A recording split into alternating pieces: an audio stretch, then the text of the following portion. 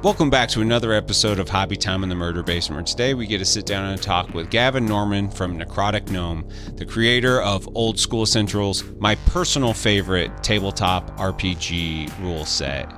We have a fantastic conversation. Stick around, like, share, subscribe. Thank you so much for being here.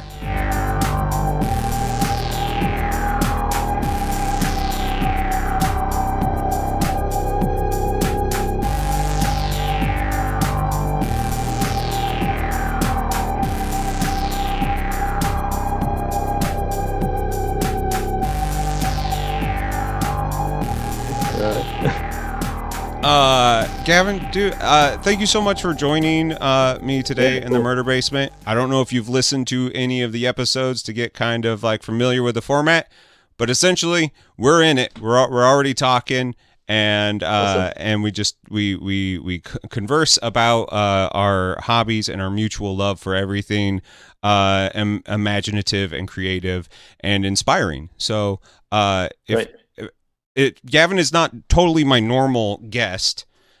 If you haven't been paying attention to the OSR RPG scene, he is one of the leaders of the pack, just blazing, great new trails through and bringing in people like me who've never ever really resonated with Dungeons and Dragons, with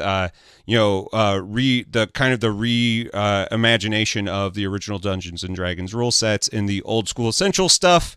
So Gavin Norman, Necrotic Gnome, everybody should know you. Thank you so much for being here. Thanks. So I was in the middle of one of the worst depressions last year when I finally decided to get back into Dungeons and Dragons, and it was seeing a review of Old School Essentials. Oh wow! Awesome. And I was like, oh, that sounds like something that I would like to do again. That sounds really special, as it's simplified, race is class, not a whole lot of fussy rules or things for the dungeon master to keep track of. Yeah. And then when I went to buy it, it was sold out everywhere. Oh no. Right. I can imagine probably the time that was when we were having some big shipping problems, and you know how things went last year, basically, generally. Yeah. And then right after that, COVID hit, which messed everything up even more. And so exactly. Being here in the States with Exalted Funeral, that was I put in my pre-order for when it got here, and then that was a slow ship across the Atlantic. Yeah, exactly. We kind of had this ship of I can't remember, several thousand copies of the game coming from Europe to the US to Exalted Funeral, and then COVID hit. And then, all ports all over the world were closed up, massive checks on everything. So I think it took a few months to get there in the end, unfortunately. Yeah. What can you do? I managed to score one of these bad boys. I got the original black box, which is awesome. And of course, I use the the rules tome as the main thing, but it's so nice having this shelf ready box, and every time I see something like Dungeon Craft and it's in the background on the shelf, I'm just I need that box. So I mean, when it came to making the game, I was like, well, I'm going to do it all in one book because that's what a lot of people want, but totally I'm going to make a box set as well. It's just a kind of nerd fantasy, isn't it, a box set? So well, and when you have them laying out, and especially if you're looking at designing a game and designing a dungeon or a scenario, just being able to have the treasures and stuff like that out separate, where you're not flipping through a book, it's actually really nice, and way nicer than I thought it was going to be. I find that the box set as well is really good for doing what no one really is doing at the moment. But if you're playing physically with a group in the same room, that you can hand out the different books to different players. You as the DM can keep the monster book. You can hand the spell book to the player playing the wizard, whatever. So that's a pretty cool advantage of it as well. I always hope that the spell player, the people who have like the weird stuff, I wish that they would invest into the books. But it feels like DMs are the ones who have to invest into everything. Yeah. Like I got talking It's with a often how friend. it is. Well, I have a friend who's a musician buddy, and he's like, "Dude, I'm playing Dungeons and Dragons again." I was like, "Cool. What are you playing?" And he's like, Dungeons and Dragons. I was like, 5th Yeah. edition, 3.5, old school. What are you doing? He's like, I have a set of dice. I'm like, I fucking hate you right now. Yeah, like I'm playing whatever the DM has. Right. Yeah. What did you play back in the day then? Like you said, you wanted to get back into playing D&D. So I have a really horrible history with D&D, and I am always shocked to hear when people have these beautiful, my dad played it with me, we did these things, like these like really romantic stories. And I don't have that. In high school, I was always a video game guy. I loved the stories. I thought I was going to be, a musician and a writer. And I realized that all my books that I was writing were actually like just D&D scenarios. Just I had no idea that that's what I was doing. But I never had the guts to be the DM, and so I always was like put in these groups that were like kind of like edgelordy, they like there was one where like they were mad at me because I wanted to be a gnome. I was like, I just want to be a fucking gnome. Like, let me be tiny, let me have a little knife, it'll be fun. Like, and they were like, let me have a pointy hat. Yeah, well, and they like there was just this whole thing that like if you're not min-maxing the gameplay, then the scenario doesn't work. And that would have been May 3.5, maybe 4th edition. It sounds like maybe 3rd edition. Yeah, and so like I just bounced off that group, and we all kind of had a falling out after I was just like, you guys are no fun. Like no fun is here. And then my second chance to try to get into it, I got invited into a group that had been playing D&D for 11 years. They'd had an 11-year campaign. It was nice. Amazing amount. They show me like these books of art and all, like they told me these stories. I was like, this is going to be so cool. And then I realized that the girl who invited me into the group kind of had a crush on me, and the DM had a crush on her. And so he started punishing her in the game, even to the point where he had her character raped in the game, which is really morbid and disgusting. And I was just like, oh, this is something like, I'll go back to Final Fantasy. Thank you. Like, I don't need this shit. Yeah, totally. And, wow. And I didn't come back for, almost 20 years. So here we are, I'm almost 40. And now I like love RPGs, and collecting OSR stuff has really been a passion of mine.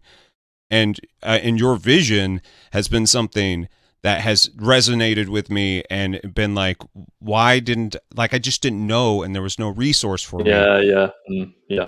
So what is your history? Like, how does someone go, especially in the era of 5th edition and how prolific Dungeons and Dragons is, and while OSR is around, you really just like ran the other direction. Instead of like trying to like make it cute and make your own thing, you're like, you know what? I am perfecting the axe that was already there. This thing already cuts. Let's make it better. Like, how did you do that?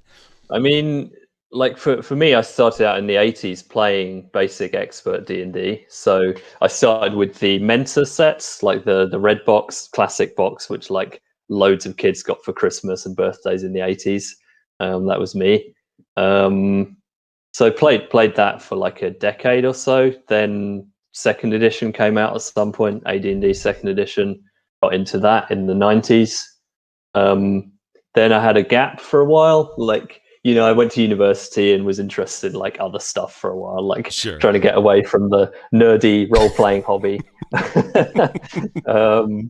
And then just like in my 30s, I just happened to find my old books again and was like, oh, cool. Okay, maybe I can take this in a different direction now. So got back into it, started playing with some friends. And then like I got really into, I had a sort of embarrassing phase of being heavily into house ruling and like hacking different rule sets. Spending like, maybe like 3 hours playing and like 100 hours hacking rule sets. Sure. Which, like, after a while, I realized, like, okay, wait, what am I doing? Like, this is about playing a game. I'm not. My hobby isn't making a rule set. So that's when I kind of got into the OSR and found, like, I went back to the original games I was playing, the Basic Expert, and found online that there was a lot of other people who were into these old editions as well. Mainly on the blogs at that time. So Sure. I started up a blog and started, posting stuff about my like campaigns I was writing, adventures I'd run. And yeah, just kind of from there, like, I guess that experience of having been through this big phase where I was trying to tweak and house rule and hack everything, and then coming back to the simple, like, Basic Expert D&D, pretty much rules as written. Yeah. For me, that was the kind of big transition that I saw, that, like, a lot of people get sucked into this kind of house ruling constantly. But the game itself is, I mean, I'm not going to say it's perfect. Of course, every game has kind of little things you can tweak and modify, Sure. but it's a game that is very polished in its own right, and it doesn't need like really heavy house ruling. And So I just came back to that as, like, this is what I love and this is what I want to kind of promote. Sure. Well, and the house rules thing's really interesting to me. Like, I don't know if you have paid any attention to Carmichael C Mike Pro. He does Fables of Refuge on Twitch and YouTube, where it's live action RPG stuff. He showed me his books for his house hacks and his tables and his things that he's doing. Right. And they're like, it's inspiring. It's so inspiring, but it's also exhausting. I'm like looking at it and I'm like, dude, you know what? If you have to look through a book in the middle of a game to slow it down, like, that kind of takes the fun out of it. You need to be able to be like yes anding the entire time, and then if you did it wrong, you change it the next time. Who cares? This is something I noticed as well when I was in my phase of running these hacks, that, like, trying to run the game for my players, like, they would all be sitting there with their rule book of whatever game we were, like, notionally playing. Yeah. And I'd be like, okay, but here's all these sheets of different house rules, and there's this wiki I've made that you can look stuff up on, and it was just a nightmare. Like, for them, they just couldn't follow what were actually the rules of the game we were playing. Sure. So yeah, just from a play perspective, it wasn't fun, Right. Right. So when did you start, like, coming up with the idea of, like, writing scenarios for Dungeons and Dragons? Were you a writer before and got into this idea of making scenarios? Like, as I was looking through Wormskin here, like, and the Dolmenwood stuff, I was like, this is really, like, it may be very loose in the idea here, but it is so, like, it's spiritually so tied to that, like, creative, like, I'm giving people the sandbox to work with, and not forcing them to work in rules. Like, there's something about this whole series that is, like, to me, like, again, super inspiring, and it strikes me as someone who has realized that this is probably something I should have paid a lot more attention to. Like, how did you get into that? Because to me, I'm, like, fascinated by it. Yeah. I mean, I don't have a background in writing at all, in terms of, like, writing stories or whatever. I mean, I guess in terms of D&D, like, even as a kid from the beginning, I was, like, writing my own adventures. Like, I never ran any published adventures. So actually, someone was asking me recently, what is your favorite, like, BX adventure from back in the day? And I was thinking, and I was like, actually, I've never run any of them. So, like, I can't actually claim to have a favorite one because I've never played any of them. That's amazing. So I guess, just from that, having from 8 years old, like, completely made up everything myself. Somehow that was just my kind of background in the game. So when it came to getting back into old school D&D, that was just, like, my default kind of mindset, create my own world, create my own adventures. Sure. creating my own spells and new classes, whatever. So is there any of Dolmenwood that has carried on from your 8-year-old adventures? Like, is this like something that has been like part of your mythology your entire life?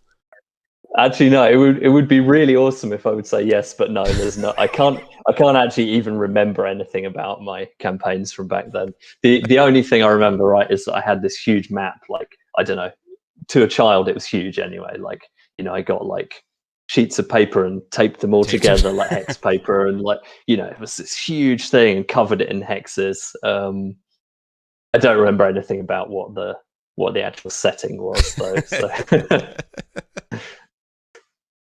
I Yeah, I'd love to find that map. I guess it's gone probably, but there's so many weird things like that out of our childhood, and like I don't have hardly anything from like pre like high school, like because right. I did a stint of 5 years living in camp trailers, and Mm. if it just wasn't something Yeah, important to have around, stripping it down. just was gone. Yeah, You're like, oh, yeah, you did a great job, honey, throw it away. yeah. Which sucks, but like, I'm looking through all like my old Magic cards and stuff. I just send them to my nephew because like I'm never gonna play all this old stuff Yeah, again. And his girlfriend, he's 13 years old. She's way into Magic. I'm like, dude, impress her with some of this like fourth edition right. Arabian Nights stuff. She's gonna think you are fly as hell. But like I drew all these little pictures on my card boxes and stuff, and I'm a shitty artist, but like this is the only art I have from being 12 years old. Is these weird Right. little card Yeah. boxes. So I'm struck by like the format of the worm skin stuff that you did, and I love the idea of like every like quarter or something coming out with a new book and expanding it, and but like you have been teasing us for a really long time that Dolmenwood is going to be like 3 books, I think is what you said. You're going to Yeah. compile everything, Mm. rework it, 3 books, Yeah. new art. How is that process coming?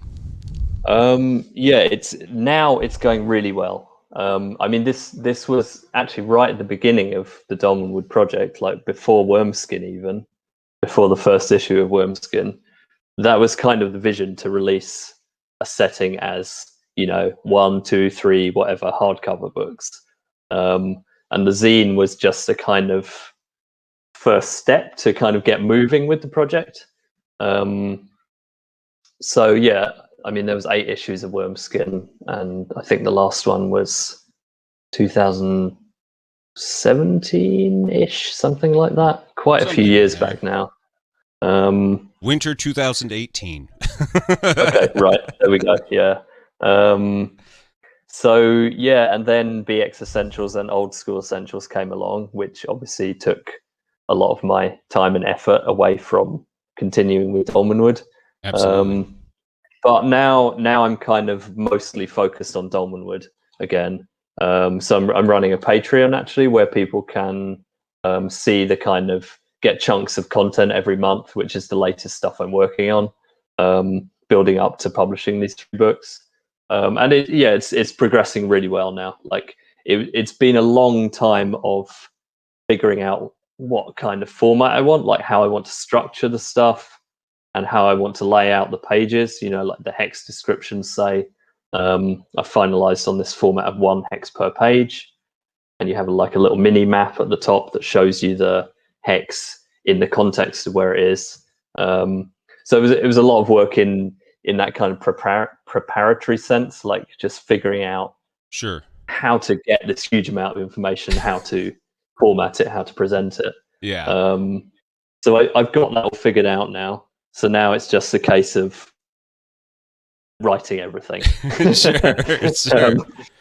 Yeah, which is going well now. So how much of the book, like you said that everything that's in here for the most part is going to carry over, and I noticed that you had like a lot of collaborators on this, and someone with like the coolest last name in the world, Greg Gorgon Milk, which like can't right. be a real last name, but I believe it's not his real name. Yeah.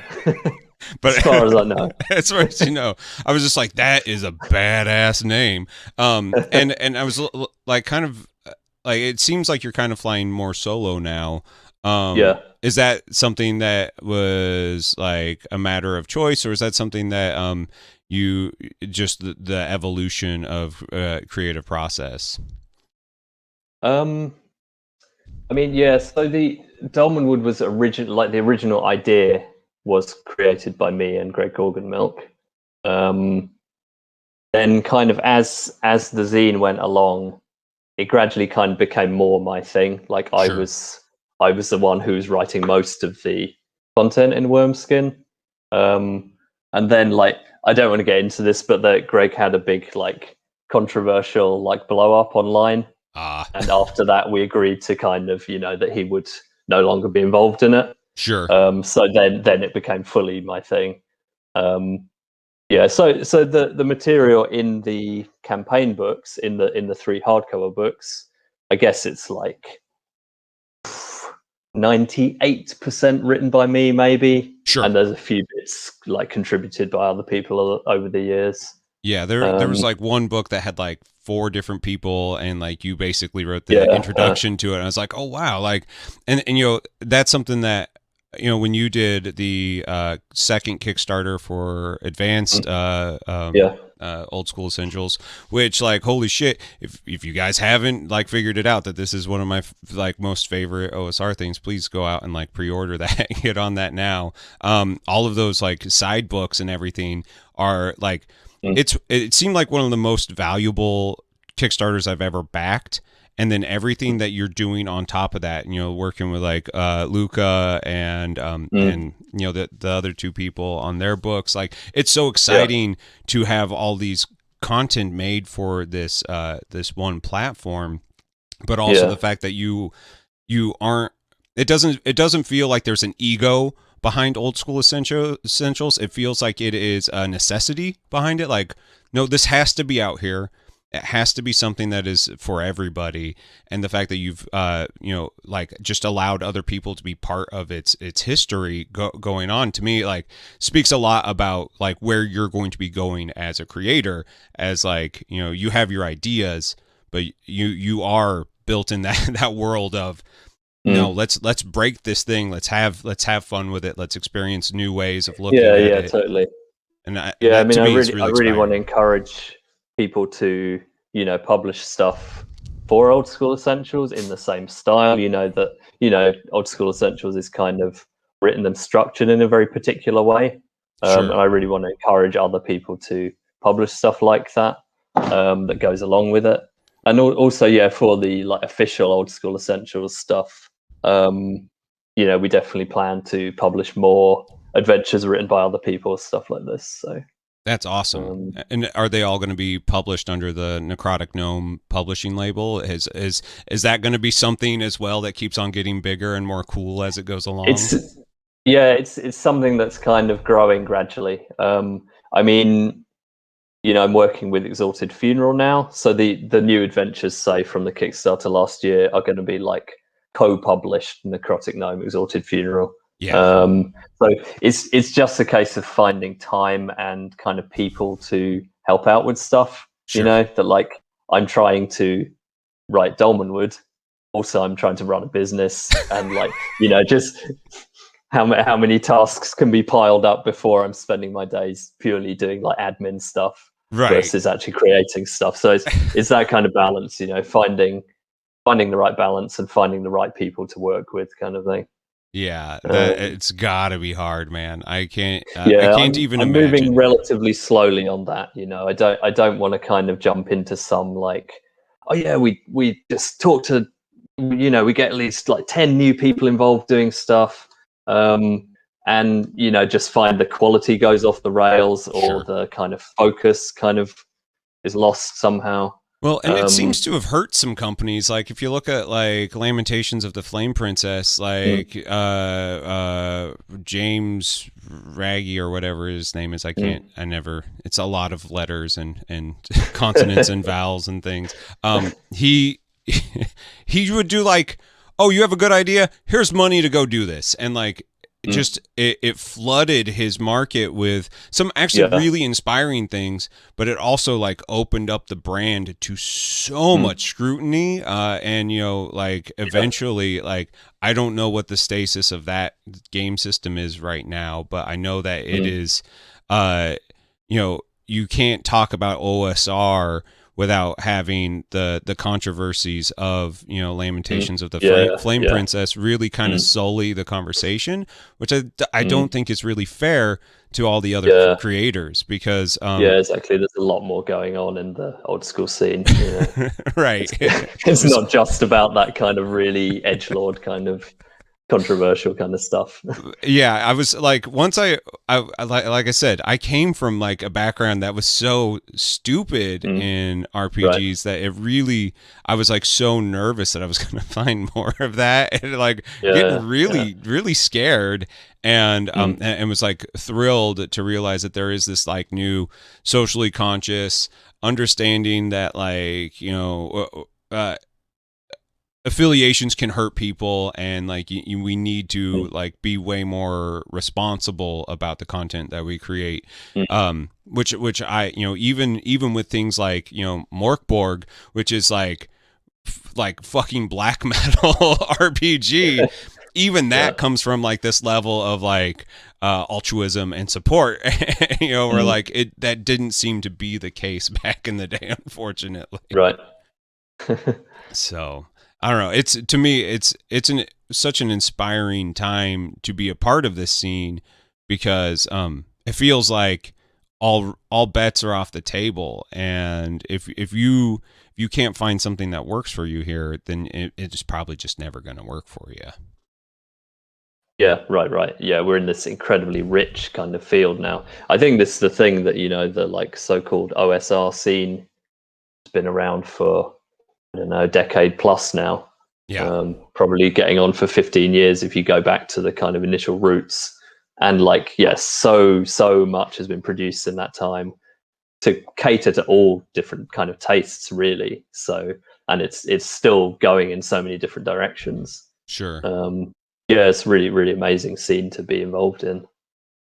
How do you feel about Kickstarter as your platform to get stuff off the ground? Like, now that you've done a couple really successful ones, like it was so cool watching Advanced Fantasy take off the way that it did. And like, we were blown away. I mean, it was so fast. Especially given the year in which that happened. I was, before we launched, I was like, okay, COVID, like people aren't necessarily going to want to be backing a Kickstarter right now. Kept my expectations quite low, and I was just blown away by the response to it. So and I got a lot of people into backing it as well. As like, no, like this, like $70 gets you everything you need to play. It's like you could buy 1.5 magic, regular 5th edition books at that price if you're paying for retail. And I was like, and it's not everything, and like like these are this is a fully realized game at this point, and it plus comes adventures from as well. and then the adventures on top of it. I was like, if you don't get on this now, like you are missing out on an amazing value. By the time we got to the end and had unlocked all the stretch goals of the free adventures and stuff, it was like feeling like, wow, this is really good value for people. So do you ever regret that? Like, is there a moment where you're like, fuck, why did we promise so much shit? Like, we knew we like, but now we're on the hook for all this extra stuff. I mean, I think we, as you might have seen in the latest update, there's been a delay with one of the adventures, with Luca's adventure. And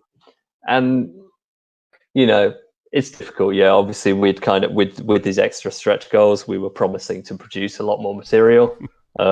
Of course, there are risks with that. Something could go wrong. Like, I don't regret doing it. Like, the adventures are amazing. Like, I've seen like the 3 that are finished now are so good. Like, the artwork, the writing, everything. Like, they're super, super good adventures. That's awesome. So I no regrets doing that. It's just a kind of risk of adding extra material to a Kickstarter, right? That, like, a delay can be brought in. But I think people are going to be super happy in the end. Sure. So. Well, and I've always like viewed like Lucas stuff as like he's more of like an auteur. Like if you've read through totally. you know, Ultraviolet Grasslands, like that isn't like everybody complains about like the railroad and shit like that in D&D. Like that is a train that you get on and you like go on an adventure on that train. Like it has a map for you that's laid out like it's, you know, it's 3 feet Right. long and it's like, no, you're going from point A to point B.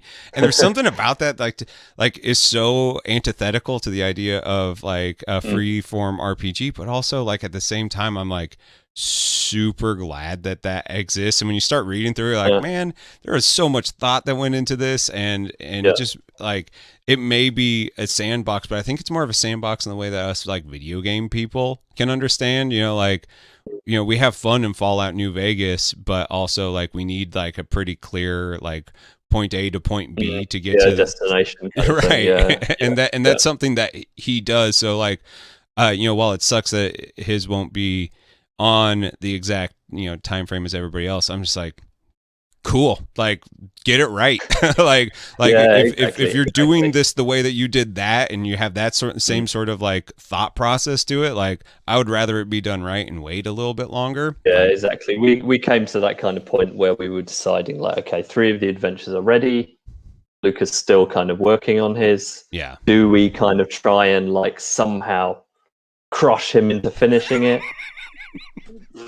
Or do we just let him have some more time to do it how he needs to do it? And, you know, of course, the latter was totally the best option, you know.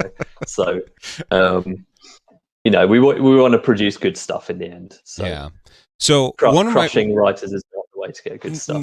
No, not at all. One of my favorite things that I've ran is Hole in the Oak to get people into awesome. Like just like here's a thing and you can like insert it into anything, it doesn't matter. And you know, the way that you like laid that out, especially for me being like, this is my first full-time running a D&D campaign, you know, and starting it off, like I basically used it as like a fever dream to get people into the idea of like playing a character, doing this thing, dealing with weird stuff, you know, like we weren't prepared. Like I fudged so much stuff because like I didn't know that I needed to have silver weapons on people and shit. Like it doesn't matter.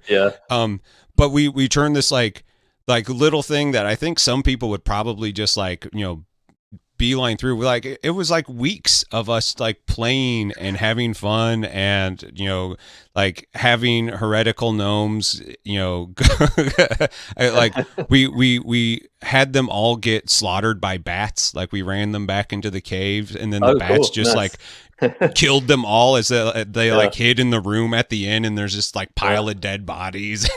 It's like, this is really funny. Awesome. And you know, like it became this like weird little playground that I had so much fun with, and I was just like, this sort of writing's really clever. And like, is that something that you're going to keep on, like, you know, having aspects like that for Dolmenwood, for you know, whatever this because you wrote an adventure for Advanced Old School Essentials, correct? Incandescent Grottos, right. Is it gonna have that same sort of like there's a momentum to it that like it just didn't stop, like every square inch had something that you could play with if you wanted to, and it just was it was great. That's kind of what I aim for, that even an empty room, you know, I work with the BX dungeon blocking procedure of like rolling to see what's in a room, like empty, monster, trap, or special, like weird stuff. So all my dungeons are stocked using that. I don't roll random monsters or random traps, but just that principle of like, you know, a third of the room should be empty, a third should be monsters, 1/6 traps, 1/6 weird stuff. I like to keep that kind of interactivity. Like for me, that's where the real fun of D&D is. Like, I mean, having fights with monsters is fun. Sure. You know, role playing encounters is fun, but like, I just love that kind of, you know, you're in a weird room and there's like fungus or like crystals or stuff, or a pool. You know, there's going to be something weird and special happens, and just that process of the players like investigating this and kind of you know, oh, do we touch the pool? Do we dive in it? Do we drink it? You know, this kind of stuff. Like, Well, I just love that. So, the best part in this one was there's a hallway with a bunch of holes in it, and you can reach your hands in to try to grab something, and then you basically have them roll on the table, and it was so funny. Like, my 13-year-old nephew ended up with a very large hand that was like hilarious and got in the way all the time because now he's more clumsy, and other people ended up with claws, and just like really fun little stuff that it took like almost an entire session of them laughing and having a good time. And I get like it was moments like that I was like, this is way more fun than like sitting and playing some board games that are super competitive and sometimes full of just like total feel bads sort of things. Like, it didn't have any of that. Even when things were like dire and scary, that like you have a sense of levity about it. like the hunter has fucking ghost dogs. Ghost dogs are cool. It's like shit like that. I was like, I love this. Yeah. I mean, that's for me. That's my real big kind of the kind of tone I go for. Like, I would say my stuff is kind of weird fantasy, but it's not weird fantasy in the way that people normally think. It's not like Lovecraft, or it's not like horror kind of oriented. Sure. But it's this kind of like quirky, like, weird stuff is happening. You don't know what's going to happen, but it's not super dark. So yeah, kind of exactly what you were saying. Yeah, that's really what I like to go for. I think that's just fun, Yeah, well, and it's so unexpected, and especially like 2020 was a heavy year. It was a hard year, and I needed something like that. I needed humor. And like as I was playing through it, like there were certain things that like it felt like I was like playing like the Labyrinth or something like that, like a Jim Henson sort of like levity. Like there was humor and wonder. That is a massive influence for me, Labyrinth. Actually, good. Yeah, that has exactly the same kind of vibe, doesn't it? Yeah, like this weird kind of mythic place where, like, you meet strange creatures and strange stuff happens, and the environment itself is like twisting and working kind of thwart you to some degree. But it's not vicious, it's not dark. No. And I think that if that is the thing, I mean, because all of the dolmen wood and wormskin and stuff that I've written in the past a bit, and just like I'm like, this is going to be that same thing, that kind of magical fey creatures, you have a whole book all about like the weird mushrooms and the psychedelic trips that you can go off of, which is something that like I started writing a book about like the drugs that you can take in a D&D game, because I was like, if there's one thing that I have experience with is doing too many drugs and trying to like play in bands. Like it's hard. And so like I understand like -2 to charisma and bullshit like that. And so like when I was reading yours, I was like, it's the same thing. Like, and you kept it so light and so fun. And so like I can't wait for the next sort of thing. So when is like Patreon's up now? Anybody can join it, which I think is awesome. I need to get on that soon. I moved some of my subscriptions around so I can get part of that. Okay, right, cool. When is the when are you expecting to take that to Kickstarter? I don't know. Basically when it's ready. So okay. I'd given kind of estimates in the past, but they turned out to be completely wrong. So now I'm just kind of saying when it's ready. Like, it's another one of these things, like we were saying about Luca. Like, I don't want to kind of rush it to some artificial conclusion. Sure. Like, I know what I'm doing. I've got a kind of structure very, very well laid out now. But I don't want to kind of, say, okay, it's going to be ready at the end of this year, and then have to kind of crunch to kind of get it finished and not be happy with the result. It's been like 5 years or something I've been working on it. So if it takes one more year, that's fine. Yeah. Well, and it seems I like love what I'm producing, so I just want to give it the space to to do it justice, you know. Right, right, and that's the way it seems like you have done with like all of your things. Like they all feel very thought out and complete, which I really appreciate. You know, it always feels bad. Like I backed the Carbon 2185 Kickstarter, and within like Yeah.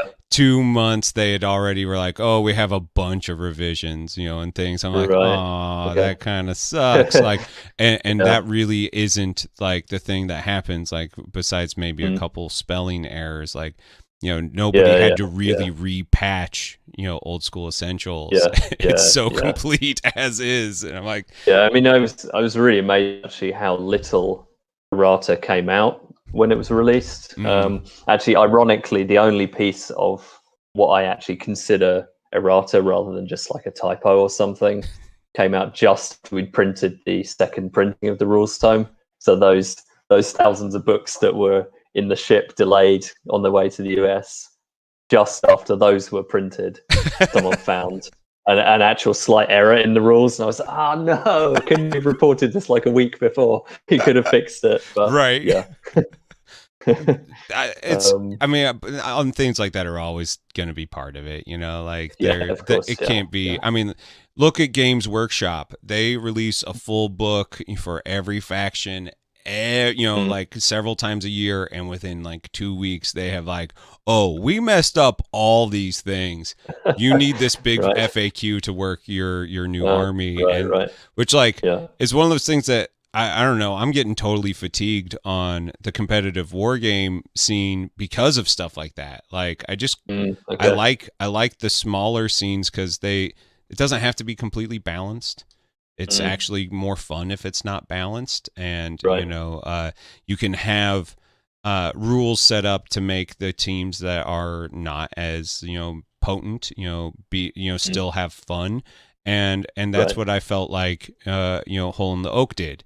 Like, even the people that weren't the fighters who were ready for everything still managed to have fun, and yeah, that's something that you mm, just don't see in like a competitive game space. And you know, yeah, yeah, like yeah, yeah. I don't know, maybe I the think I older I think that get. kind of same idea applies to D&D 5 as well. Sure. That it's, you know, three, 4, and 5. That it's got this kind of mathematical underpinning to it, Yeah. with this idea that everything has to be balanced, and all these people online.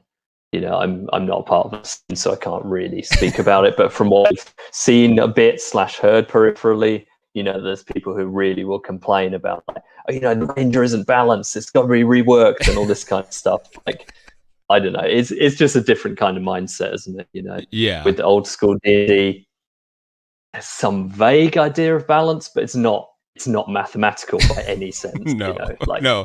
Well, it was like it's about feeling. You know, I just did a 5e one shot, and I was like, I want to be the thief because I just watched my, you know, in the game that we ran, the thief had way more fun than everybody else, and they could do right. like weirder things. And like, I'm not a big role play guy, especially on a one shot. Like, I'm gonna be like, yeah, I'm like, we're just rolling dice and killing things. It's fun.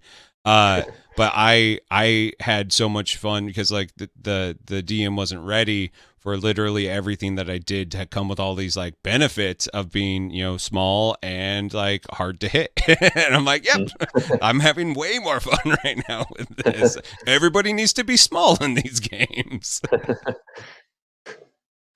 So we're actually coming towards the end of our time here. So it's something I like to ask people before we like move on with our lives and have fun and reintroduce ourselves with our families and everything Yeah, is have dinner. yeah, have dinner, all that.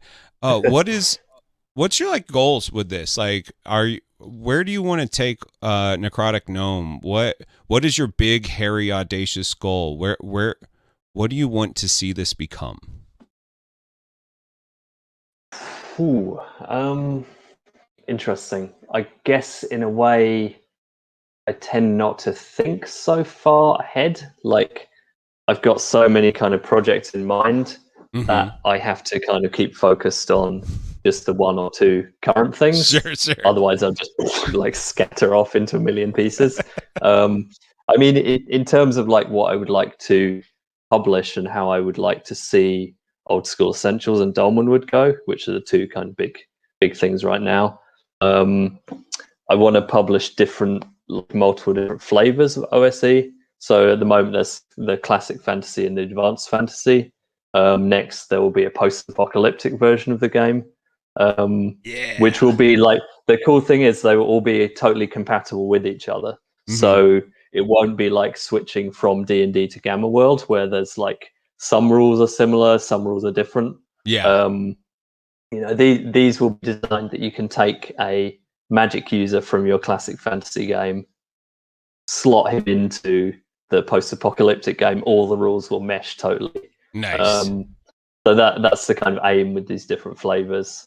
So I mean, even if you wanted to, carry on running your fantasy game, you could get the monsters and treasures out of the post-apocalyptic version of the game and just shove them in. It's like weird alien artifacts, whatever.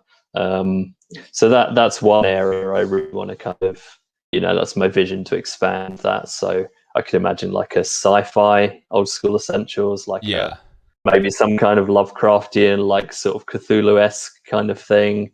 There's a lot of different directions it could be taken in. So these different flavors, like eventually I would foresee like a whole kind of library of different flavors that are all completely compatible with each other.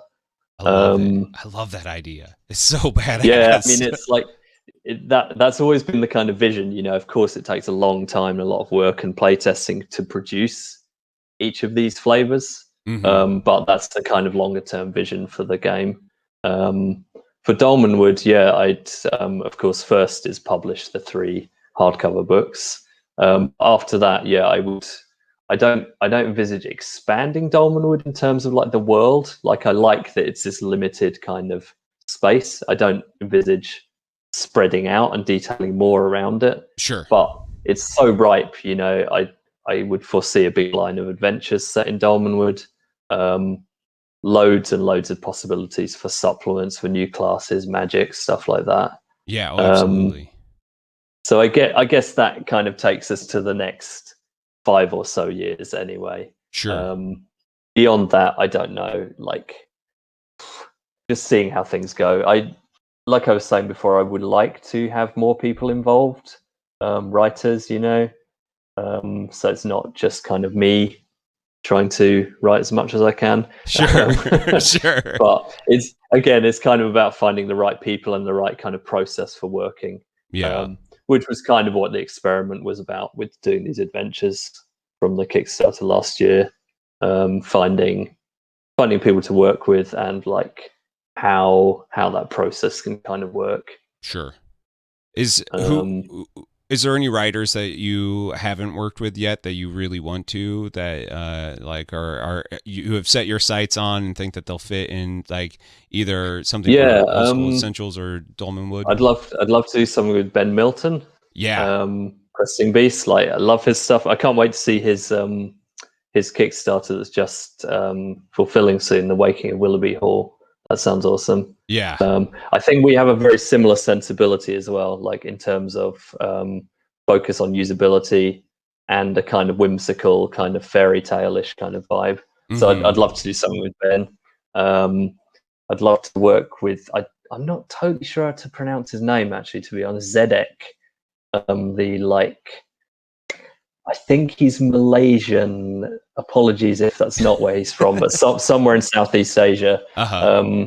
He's done stuff with Hydra Cooperative and like really, really creative stuff. Again, kind of with a magical, like folklore-y kind of oriented, but coming from a Southeast Asian kind of point of view. Sure. So he's someone else I'd love to work with. Lawrence as well, the Through Altan's Door guy. Sure. Like Dreamlands. Me and Ben have talked about doing some stuff, but nothing has kind of come to fruition just yet. But I think that's going to happen at some point. Have you been paying attention to Trent from Miscast on YouTube? He's doing his own It's called Arcane Ugly. He's using Knave from Ben Melton as like the skeleton of his thing, and it's basically like a weird slotted, magic based game that basically everything comes with consequences. So if you roll wrong, you might end up mutated and things like that. Have you paid any attention to his stuff? No, not heard of him actually. Oh man, I'll send you a link because cool. he, and again, somebody who is just like breaking all the rules but has this really sweet sensibility to them. Like he may have started off painting terrain for playing war games and stuff like that. He has like far surpassed any of that stuff as far as like scope goes, because and every time I see him do something, I'm like, I am inspired to do more work on my stuff. yeah And like I said, I think that that's one of the biggest strengths that you've given this community is like, it feels like there was like a hard reset on OSR after you did Old School Essentials, BX, like it feels like anything from the past, anything that felt weird, you can start over again. You can cherry pick the stuff, Veins of the Earth, with Patrick Stewart is, such an amazing Underdark, addition. It's like you can pick the things that you want and put them all together into this, narrative. And it's, and to me, it's like so exciting to be a part of. So thank you. Thank you so much, Gavin. Thank you for hanging out with me today. Yeah. I'll let you get on to dinner with your family. Yeah, cheers. Excellent. Thank you so much, man.